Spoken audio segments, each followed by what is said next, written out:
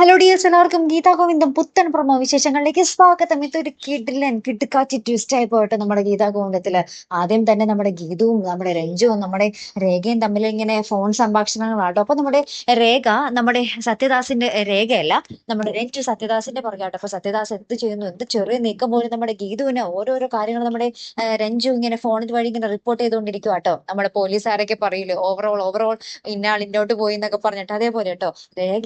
നമ്മുടെ രേഖയാണെങ്കിൽ നമ്മുടെ രാധികാമ്മയും വരുണേട്ടന്റെ പിന്നാലെ ആട്ടോ. അവരെങ്ങോട്ട് പോയി, അവരെന്ത് ചെയ്യുന്നു എന്നുള്ള ചെറിയ കാര്യങ്ങൾ പോലും ഇവരിങ്ങനെ നിരീക്ഷിക്കുവാട്ടോ. അപ്പൊ നമ്മുടെ ഗോവിന്ദ് ഇതൊക്കെ കണ്ടിട്ട് ഇതൊക്കെ കുറച്ച് ഓവർ അല്ലേ എന്നൊക്കെ പറയുന്നുണ്ടെങ്കിൽ, പക്ഷെ ഇവര് അവസാനം ആ ഒരു സത്യത്തിന് പിന്നിൽ എത്തിച്ചേരുന്നുണ്ട്.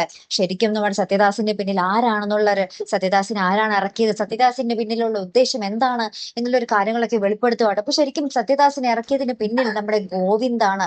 അപ്പൊ ഗോവിന്ദിന്റെ കാര്യങ്ങളൊക്കെ സത്യങ്ങളൊക്കെ അറിയാം.